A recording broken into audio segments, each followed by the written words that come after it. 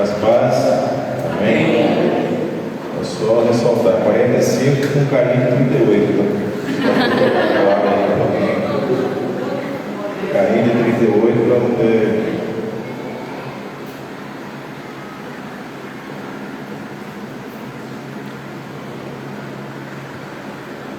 Bom, a gente está aqui nas quintas-feiras com uma série de ministração, 40 dias de amor.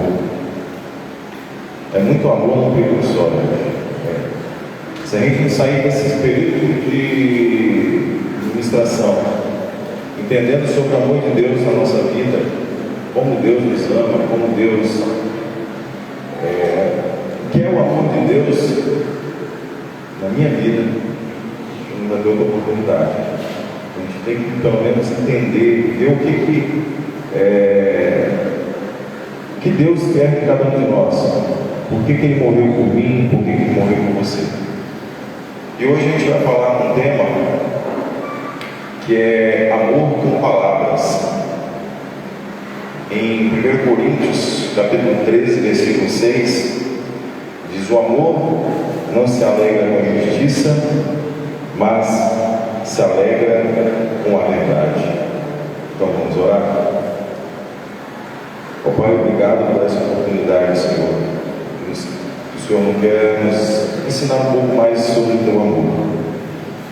Abra, Senhor, nosso coração para o nosso entendimento, que a tua palavra seja fecunda em nosso peito. Abra a nossa boca para anunciar, os nossos ouvidos para ouvir, os nossos pés para ir até aqueles que precisam de nós.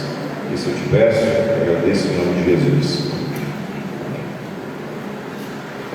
E quando a gente fala em palavras, né, nosso tema amor com palavras, quando a gente vem falar um pouco sobre palavras,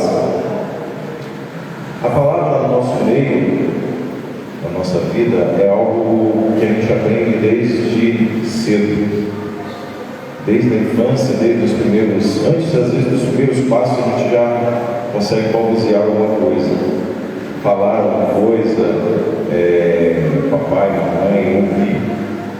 E a palavra vem do que a gente vai ouvindo no dia a dia. Muitas vezes não nos ensinamos, mas nós aprendemos por si só. As coisas vão, as palavras vão vindo e a gente vai aprendendo.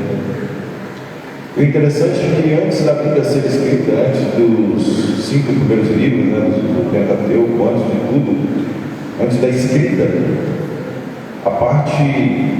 as histórias, né, que se contava da Bíblia já era contado de geração em geração através de palavras, as palavras verbais, onde sentavam e ali contavam-se a história de Gênesis, de Moisés, enfim, de tudo o que se passava até então ser escrito. Então a palavra é muito importante no nosso meio, só que infelizmente a gente não sabe usar. A gente não sabe usar as palavras da maneira correta. E a palavra tem um grande poder na nossa vida. Ela é capaz de motivar, ela é capaz de levantar a pessoa, ela é capaz de trazer emoção e ela é capaz de nos aproximar. Uma palavra bendita, uma palavra, como o nome já diz, bendita, ela traz ao ser humano algo novo. Ela traz vida, ela traz alegria, ela traz paz, ela traz felicidade dentro da família. O marido, quando sabe conversar, quando tem palavras de amor para sua esposa, existe ali dentro, vice-versa da esposa para o marido, ali dentro aquela família tem uma paz, porque as palavras são benditas. Mas o contrário também acontece. E quando não se usa a palavra da maneira correta, ela decepciona, ela magoa, ela afasta, ela marca. E às vezes dentro da própria igreja a gente não consegue falar palavras de ânimo para a vida das pessoas. Às vezes tem pessoas aqui no nosso meio que precisam ouvir palavras que a façam crescer, que ela precisa sair de uma situação que ela vive, mas às vezes nós não entendemos e acabamos falando algo que a machuca. Então nós temos que começar a ver o que tem, o que nós falamos, as palavras que usamos. Nós amamos e odiamos com as palavras. Somos misericordiosos e juízes através das palavras. Nossas palavras podem ser doces como mel ou amargas como fel. Como está sendo a minha palavra em relação ao outro? Como está sendo a sua palavra em relação a quem precisa ouvir? Jesus sempre usava a palavra com amor. As palavras que Jesus passava era aquela palavra que trazia a pessoa do pecado à vida, trazia algo novo, trazia liberdade, trazia renovo. As palavras são algo que nos traz. As minhas palavras são reflexos do meu coração. Tem um texto que diz assim, resumindo: a boca fala que o coração está cheio. A boca fala que o coração está cheio. O coração é a fonte. A boca é só um meio, é como se fosse um duto, é onde sai.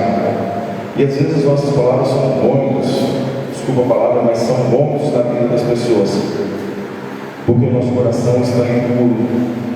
Ele é magoado, ele é triste, ele é cheio de feridas. E como você vai dar algo bom se você não tem? Como eu consigo trazer algo bom para a pessoa, trazer ela um renovo, algo que vai fazer ela viver o que ela precisa, se dentro de mim a minha vida é machucada? Eu só posso dar o que eu tenho. Eu não consigo oferecer nada a mais do que eu tenho.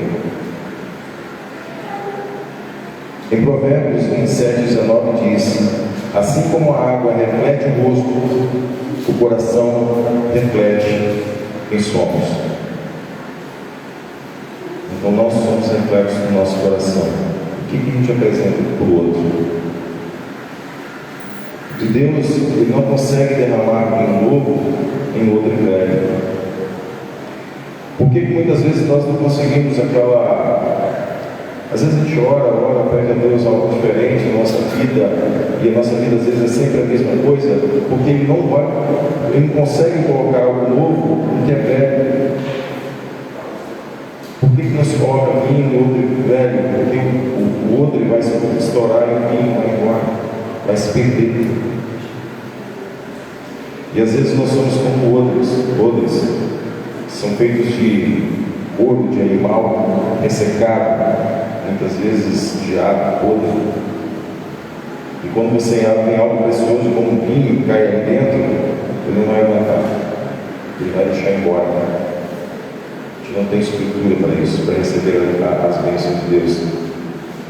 Então precisamos ser diferentes. Então precisamos ter um coração novo.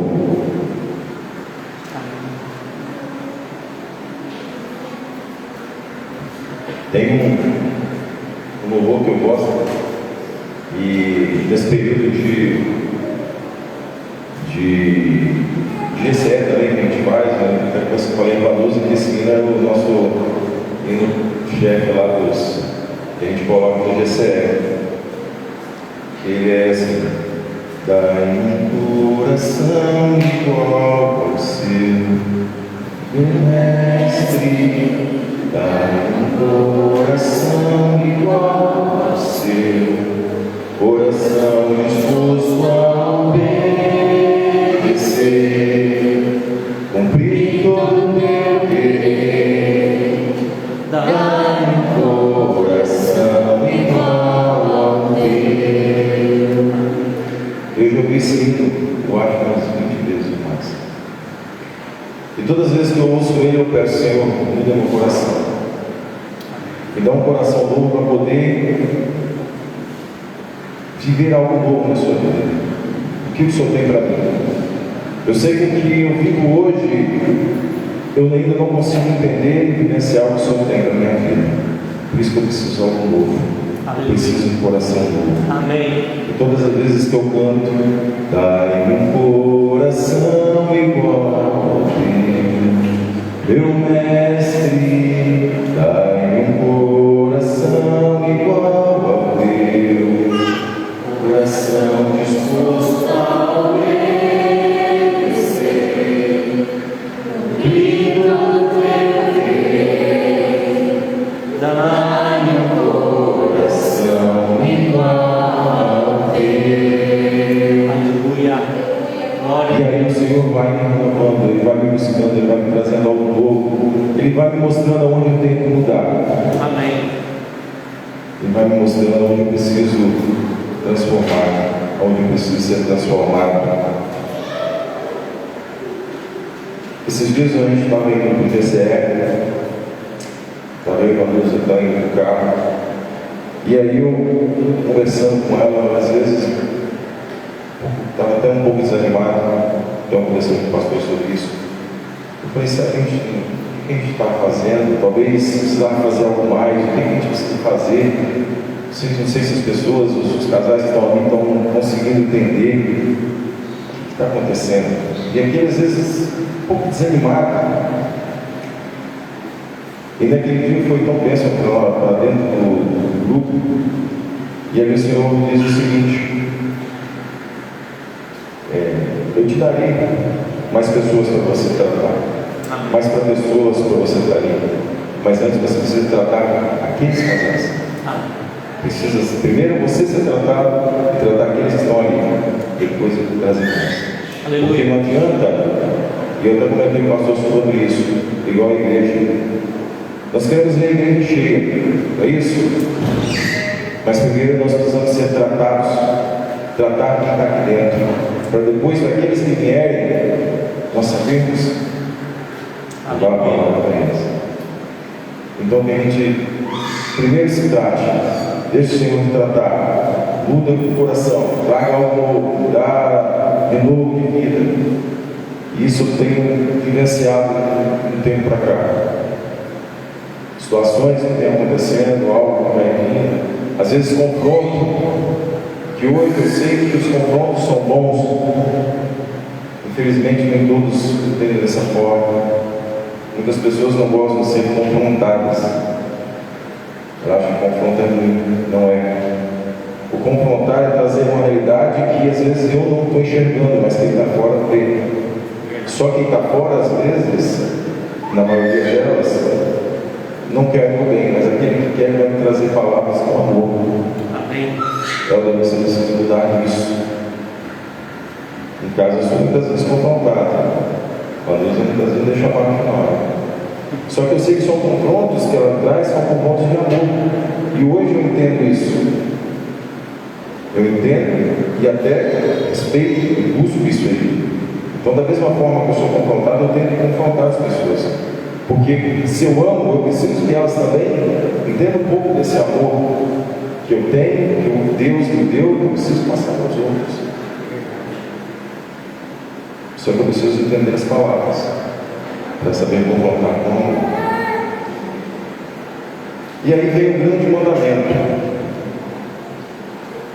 Jesus deixou para a gente. Mas antes disso eu vou fazer uma pergunta. Vocês são mentirosos? Essa pergunta me forte, né? A maioria, pelo menos, vou falar que não sou mentiroso.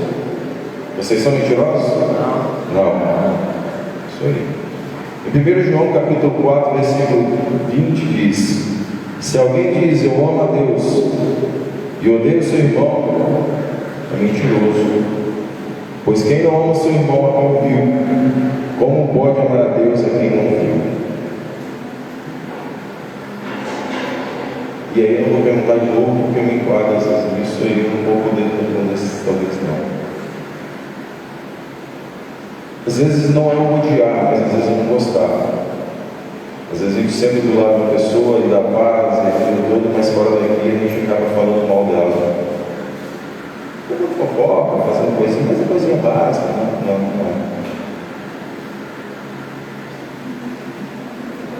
O amar quando nós amamos de verdade, é como se aquela pessoa que eu falo que amo, ela é tão preciosa como um cristal que por tudo eu vou querer protegê-la.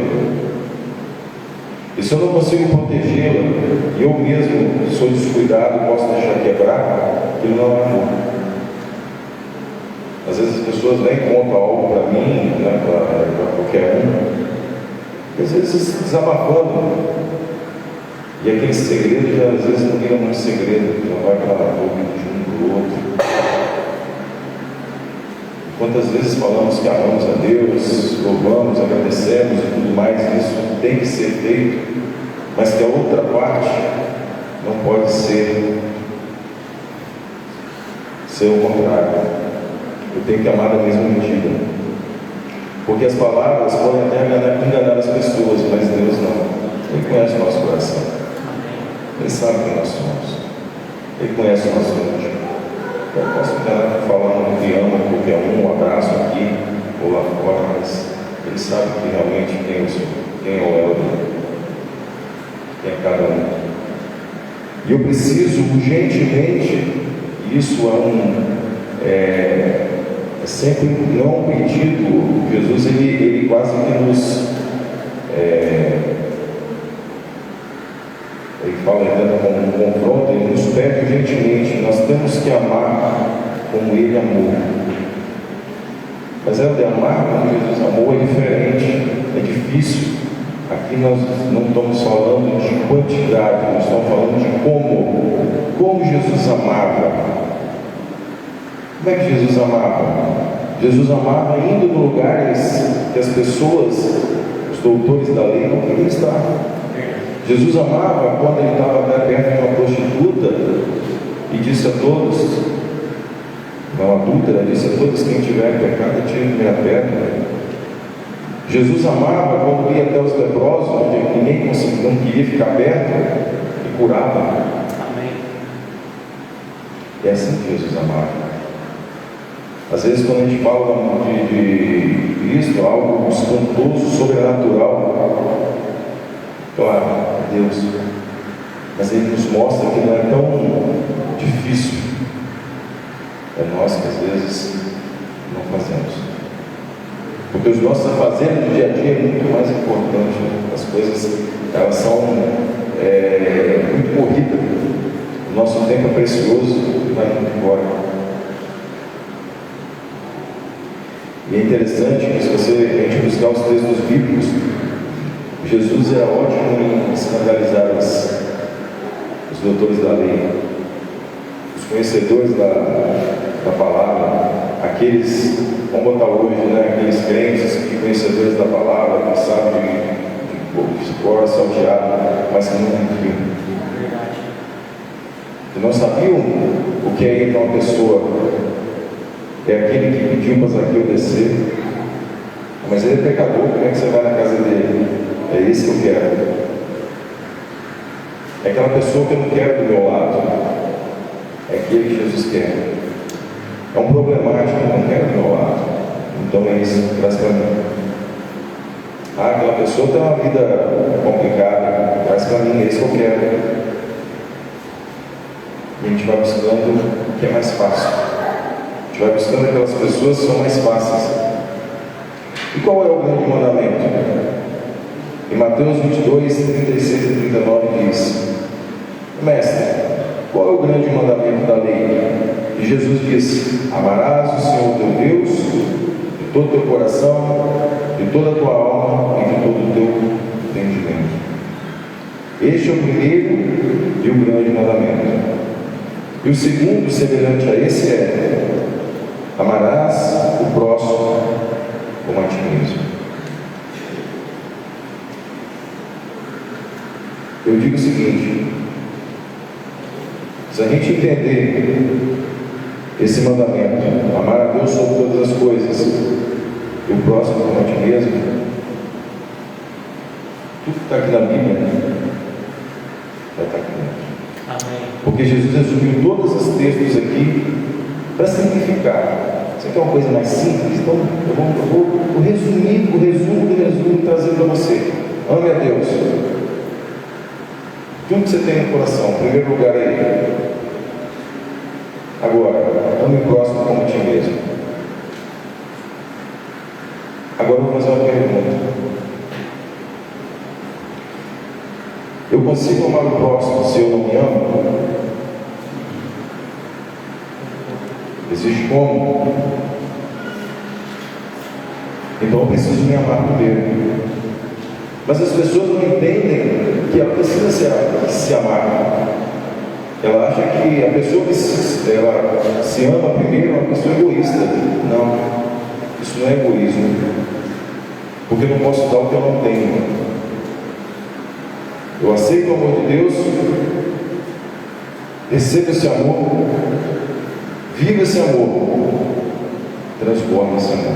Aleluia. É como uma caixa d'água, onde Deus vai derramando o amor dele na minha vida, vai derramando, derramando, derramando. Chega uma hora que eu não consigo mais segurar. Eu preciso transbordar, isso vai ser transbordado, e as pessoas vão começar a receber também esse amor. Glória a Deus. É esse transbordo. Mas se eu sou vazio, se eu não tenho nada para oferecer, eu só vou oferecer migalhas para os outros, ou só vou falar aqui de boca, eu vou conseguir pouca coisa, porque não tenho nada para oferecer. Então ame a Deus sobre todas as coisas, em primeiro lugar. Se ame, receba esse amor. Às vezes a gente não acha que a gente não tem valor, a gente é muito vítima das coisas, da sociedade, da família. Eu sou pobre, eu sou coitado e tal, e não consegue receber esse amor de Deus por completo. E a partir de conseguir entender isso aqui, que Deus me fez a sua imagem e semelhança, eu sou morada do Espírito Santo, faço parte do corpo, que é a igreja, onde Deus me pede para ser sal da terra do mundo, e entre muitas coisas que Ele fala que eu sou, que essa é a minha identidade. Quando eu consigo entender isso, eu começo a passar para as pessoas, e que elas também vão entender, porque elas vão ver em mim, e vão ver em cada um de vocês. Amém. Posso? Fala de Deus. E não é só teológico, é vida. Amém. É estar onde as pessoas não querem ir, é falar com aqueles que ninguém quer falar, é conversar com aqueles, é levar a palavra em lugares que ninguém quer estar, é conversar com problemáticos, é conversar com drogados, é conversar com prostitutas, enfim. Por isso Jesus escandalizava, porque ele estava em lugares que os doutores da lei não queriam estar. E muitas vezes nós somos doutores da lei. Nós queremos estar na igreja, onde é bonito e tal. Lá fora eu tenho minha outra vida, tenho meu trabalho, depois eu volto para a igreja de novo. Eu não quero estar onde Deus quer que eu esteja.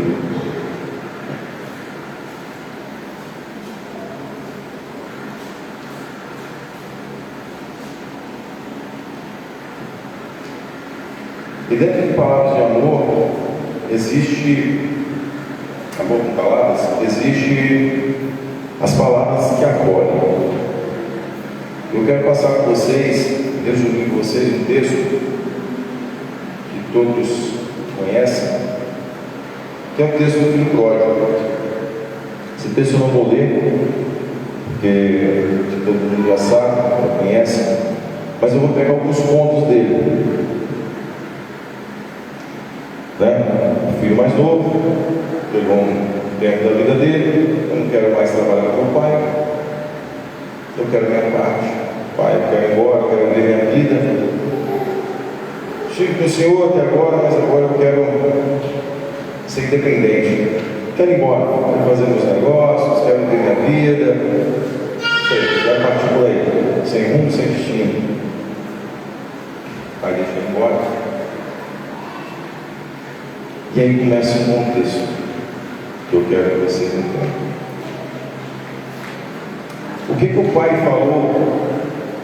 Se vocês lembram do texto, o pai falou alguma coisa quando o filho pediu a parte da herança? Falou? Não. O pai resmungou, pediu alguma coisa? Por que você está indo embora? Você é novo, a vida é tão difícil. Não. Nessa parábola, Jesus não fala nada sobre isso. Só diz que o pai deu a parte da herança. Às vezes nós temos que deixar as pessoas ir. Às vezes tem pessoas que elas não querem,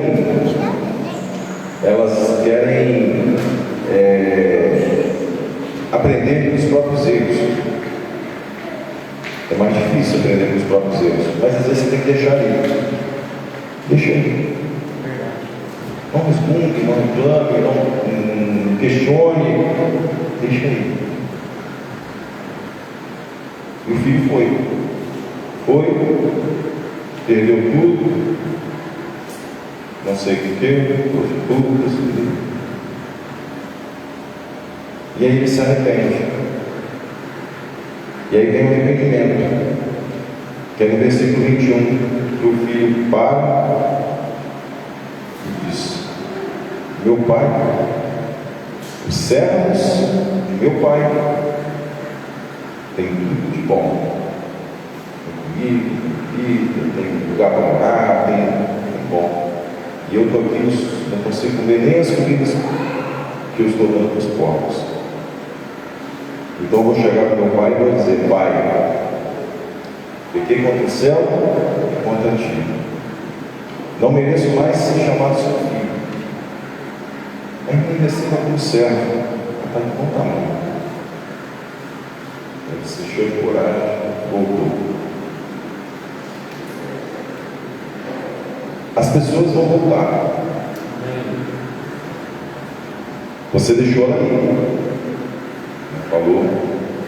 Muitas vezes elas vão quebrar a cara. Não é que a gente quer isso, mas muitas vezes acontece. E elas vão voltar. Elas vão voltar arrependidas. Amém. Elas vão voltar arrependidas com um monte de justificativas, com um monte de histórias, com um monte de coisas. Me perdoa, me desculpa.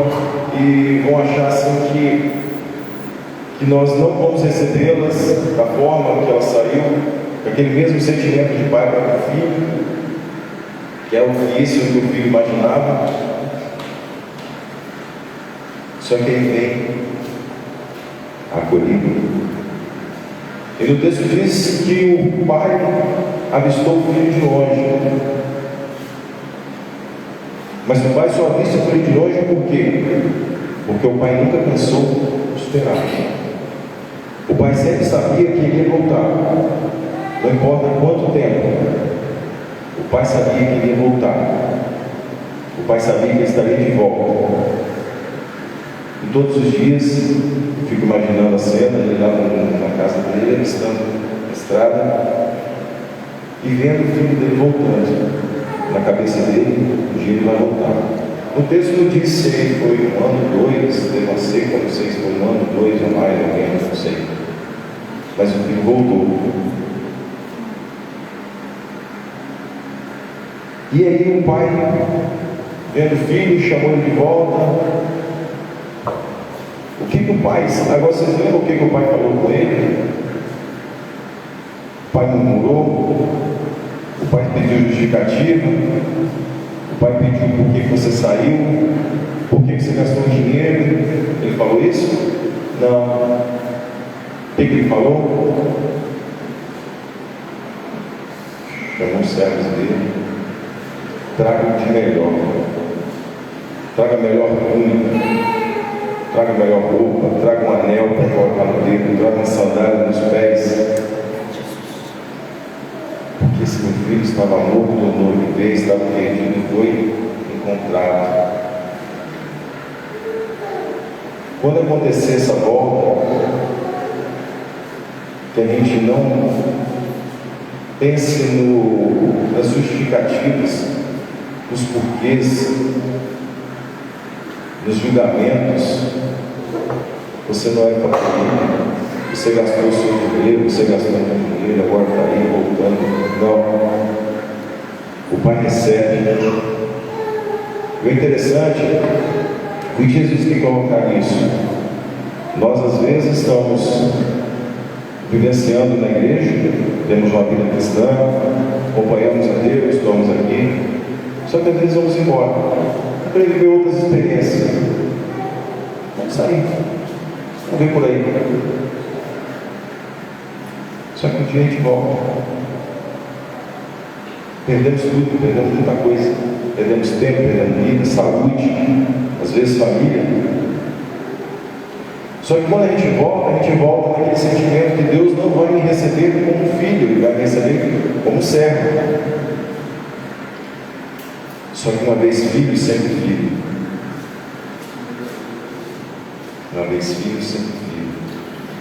Por que aqui no texto Jesus não fala que o pai murmurou, reclamou, chamou atenção, julgou o filho? Porque a importância aqui não era isso, a importância era o acolhimento.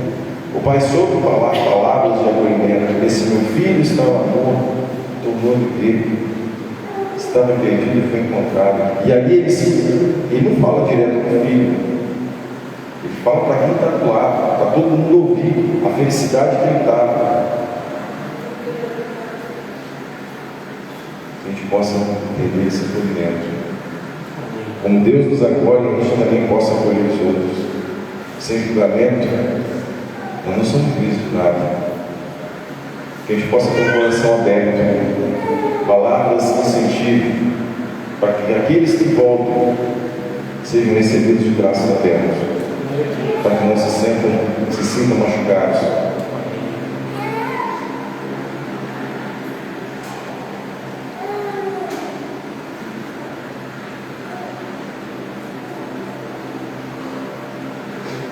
Porque às vezes quando as pessoas elas estão próximas da gente, e às vezes pessoas que gritam coisas, começam a falar coisas, jogam para fora, e como eu disse, são um coração magoado, um coração ferido, e começam a gritar coisas e a gente não entende aquilo. Então a gente quer longe, a gente quer se afastar, porque da mesma forma que o nosso coração, a nossa boca fala que o coração está cheio, o nosso ouvido só quer ouvir, porque eu entendo que é melhor para mim. Eu não tenho paciência de ouvir as pessoas. Eu não tenho a paciência de parar para ouvir a dor que ela sente. O que eu quero é que ela se afaste de mim, sai do meu encontro, não quero aqui. Interessante que eu estava conversando essa semana com uma pessoa na área de educação aqui em Paraná, e ele falou com as situações dentro das escolas de, às vezes, alunos problemáticos que professores ou diretores viram para ele e falam assim: eu não quero esse menino perto de mim, eu não quero esse menino na minha sala, eu não quero esse menino na escola, eu vou pedir transferência para ele para outro lugar, eu não tenho paciência, eu não sei o que lidar mais com ele. Aí ele até conversou comigo e falou assim: porque às vezes eles não sentam com ele, coloca ele do lado, o que você tem? Por que você faz assim? A gente não quer entender se aquela criança, às vezes lá na família dele, o pai espanca, chega perto em casa, que nunca deu um carinho, que nunca deu um afeto, e ele vai ter isso aí ao contrário, ele vai transformar aquilo em rebeldia, ele vai querer chamar a atenção, mas eu não quero saber da vida dele. O importante é a mim. E aqui nós falamos que amamos a Deus, mas eu não consigo ter paciência nem com a criança, nem com o jovem. E aí nós somos mentirosos? Queremos enganar quem? A nós mesmos ou aos outros? A Deus não.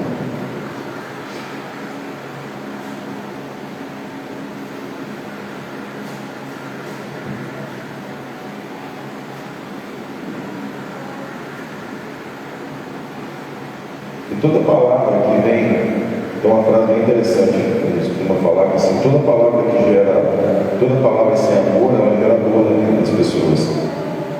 E toda palavra que vem com amor, ela transforma em vida. E isso que a gente tem que fazer, Jesus fazia no ministério dele, eram palavras que instauravam vidas. Jesus sabia que estava com isso. Jesus sabia curar feridas física, emocional, ferida espiritual. Ninguém saiu perto de Jesus sem ser transformado, sem ser curado.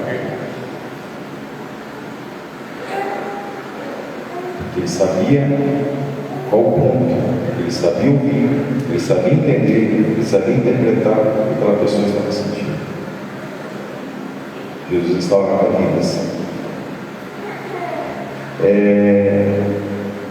Não sei se vocês se recordam, eu vou puxar do GCE passado, o texto foi falado sobre o bom samaritano. Quem teve o GCE ano passado vai pegar fácil o que eu vou falar. O bom samaritano, 3 atitudes que ele fez que muda totalmente a vida da pessoa. A primeira, ele enxergou uma situação. 3 pessoas que passaram, 2 viram, ele enxergou. O doutor da lei viu o rapaz caído. O levita viu o rapaz caído.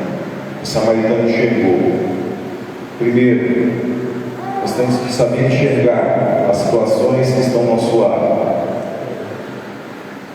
Enxergar não com nossos olhos carnais, mas com os nossos olhos espirituais. Quando nós pedimos a Deus nesse dom, Senhor, abre nossos olhos para que eu consiga entender a dor que a pessoa precisa, que ela está passando. Que eu possa ser instrumento da tua mão, tua mão na vida dela. E o samaritano conseguiu enxergar. A segunda, ele se colocou no lugar daquela pessoa. Empatia. Quando se coloca no lugar da pessoa, eu consigo entender a dor dela. Eu consigo entender que aquilo que ela está vivendo não é bom para a vida dela. Eu consigo sentir o que ela está sentindo. Resumindo da forma, é se colocar no lugar do outro. A terceira, não perca tempo.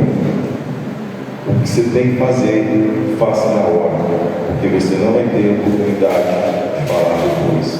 Você não vai ter oportunidade de fazer depois.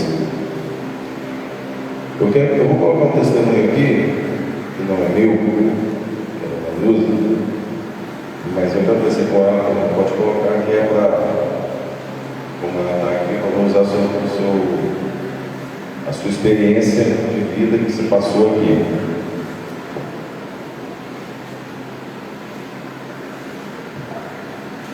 Há uns dias atrás, ela ficou no hospital com o pai dela. O pessoal do GCE que está aqui vai saber. Acho que só está o Pedrinho lá. Ela ficou no hospital uns 2 dias com o pai dela. E aí, dentro do quarto lá, tinha 4 leitos e 4 pessoas internadas junto com as famílias. E ali ela passou por uma situação que ela passou por esses 3 processos. Ali tinha um homem, que ela conversando, pessoal, tinha um homem que ele fazia uma cirurgia, né, que estava com diabetes e tal, e ele estava com medo de morrer. Mas o medo de morrer dele não era só morrer, era morrer brigado com a filha. E aí ele conversou com a esposa dele, né, que não era da menina, que não queria estar ali e morrer sem ter que fazer as pazes. E a briga era uma coisa boba, coisa que lá no passado brigaram para uma bobeira e um e o outro pediram perdão. E ali ele chorou, conversando. E ali Manusa fez o quê? Conversou com ele, conversou com a mãe, ligaram para a filha, conversaram com a situação. Seu pai quer te ver, vem aqui. Ela mora em São Mateus, vem aqui que precisa te ver. Conversaram. No outro dia a filha apareceu, choraram, fizeram as pazes e tudo mais. Por que eu digo não perca a oportunidade? Porque no outro dia, todos do quarto saíram, menos o pai dela, menos o pai da Vanessa. Se ela não tivesse conversado, se ela não tivesse falado, se ela não tivesse conversado com a menina, ligado, ela não teria oportunidade de ter feito novamente. Então são situações que quando Deus coloca, e Ele vai colocar, a gente tem que saber o que falar, quando falar, e não perder tempo. Ela se colocou no lugar dele, porque ela já tinha passado isso com o pai, essa questão dos entendimentos. Então ela sabia o que o pai e a filha estavam sentindo. Ela só tinha aquele momento, porque ela, se fosse depois, ela não teria como mais. E às vezes a gente passa o tempo. Eu queria concluir